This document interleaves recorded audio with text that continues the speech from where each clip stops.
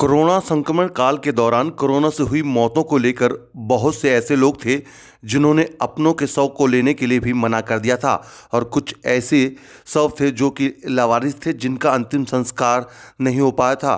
तभी करोल बाग के रहने वाले चरणजीत मल्होत्रा सामने आए और उन्होंने कोरोना काल से लेकर अब तक तकरीबन 800 से ज़्यादा शवों का दाह संस्कार किया है और कई अस्थियों को ले जाकर हरिद्वार में विसर्जन भी किया है। और अब चरणजीत जो है संत शिव सेवा नाम की संस्था भी चला रहे हैं जो कि निःशुल्क लोगों के परिवार के लोग दाह संस्कार नहीं कर सकते तो उनके लिए ये सामने आती है, दाह संस्कार करती है, साथ ही साथ उनकी अस्थियों को ले जाकर हरिद्वार में विसर्जित भी करती है।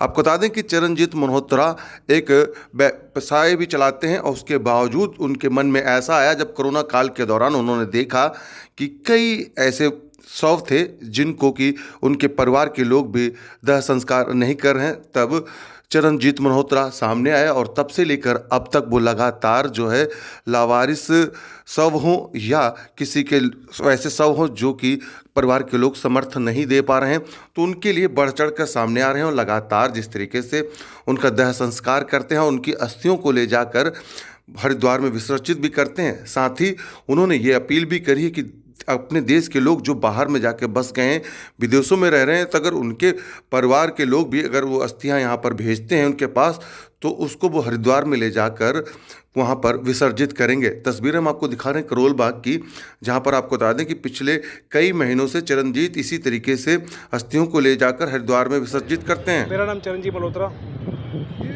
आप जब से कर रहे हैं, जो अस्थियां का विसर्जन कर रहे हैं, कब से कर रहे हैं और कैसे जहन में आया कि ये कार्य करना चाहिए आपको? कोरोना काल से ही हम पूरी सेवा कर रहे हैं और अभी तक मोर देन 12,000 लोगों से ज़्यादा के लोगों की अस्थियां हम पूरे नॉर्थ इंडिया से लाकर ये सेवा कर चुके हैं।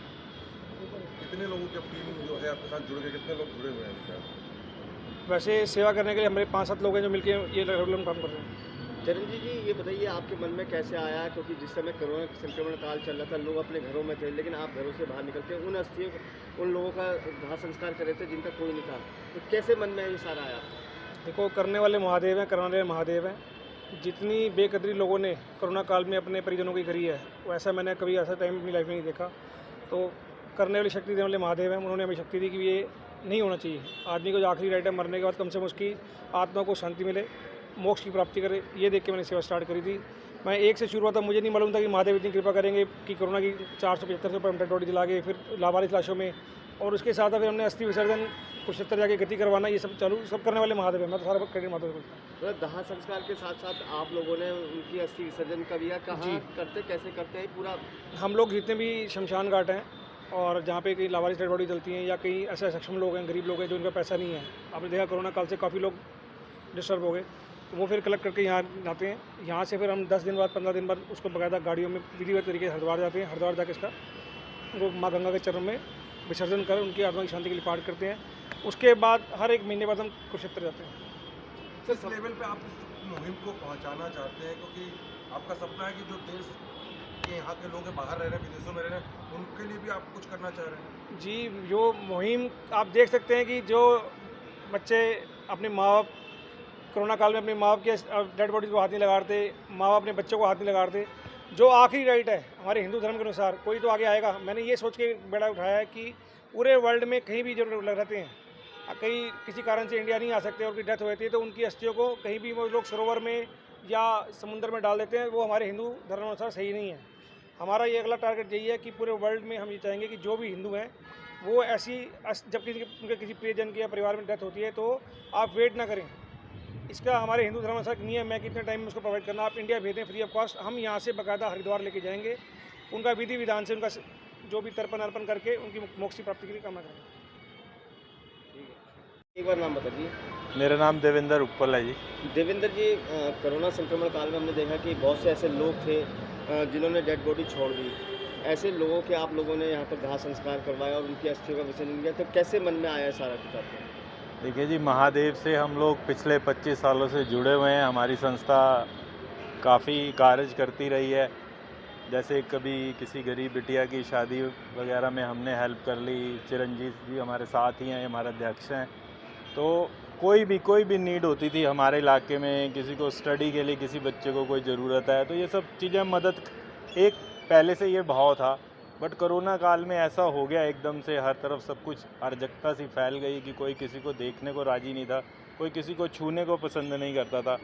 तो हमें कॉल आती थी, चिरंजीव जी को कॉल आती थी कि भाई ऐसे ऐसे एक डेड बॉडी है, इसको कोई नहीं करने वाला है।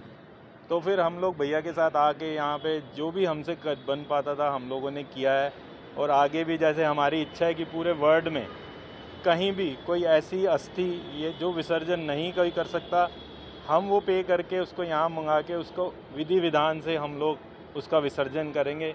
हम यही भोलेनाथ से प्रार्थना करते हैं कि हमें वो इस काम को करने के लिए शक्ति दे। धन्यवाद।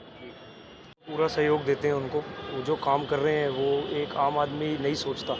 सेवा करने के लिए बहुत बड़ा जिगरा चाहिए। जो वो आगे आ रहे हैं तो हम भी उनके पीछे पीछे हैं, हम उनको बिल्कुल सपोर्ट करेंगे। आगे हम भी यही मुहिम को चालू रखेंगे और हम भी आगे यही सेवा करेंगे। अब युवा हैं, किस तरीके से युवाओं को जोड़ेंगे आप लोग अपने साथ, क्योंकि अभी तो जहाँ पर आपके पापा के साथ जो लोग हैं उसमें आप भागीदारी दे रहे हैं, आप अपने साथ कितने लोगों को जोड़ना चाहेंगे? देखिए, जो साथ में आएगा उस सबको वेलकम है, ठीक है जी। ये तो एक सेवा का काम है, इसमें जो जिसकी इच्छा होगी वो उसी हिसाब से आएगा। हम किसी को अपील नहीं करेंगे, हम यही कहेंगे आप भी अपने क्षेत्र में कोशिश करें ये काम करने की, और जो हमारा मैसेज जितना आप फैला सकते हैं, जितने लोगों तक आप हमारी बात पहुंचा सकते हैं पहुंचाइए, और हम भी वही सेवा को आगे बढ़ाएंगे और अपनी मदद भी करते रहेंगे और आप लोगों के साथ देश के लिए भी सेवा करेंगे। अच्छा, आपका कोई कॉन्टैक्ट नंबर हो है, कैसे लोग आपसे जुड़ना चाहेंगे, कोई नंबर है तो आप बता दीजिए। जी, हमारा व्हाट्सएप नंबर है 9717263888। इसके माध्यम से आप अपना कॉल कर सकते हैं और हमें कॉन्टैक्ट कर सकते हैं।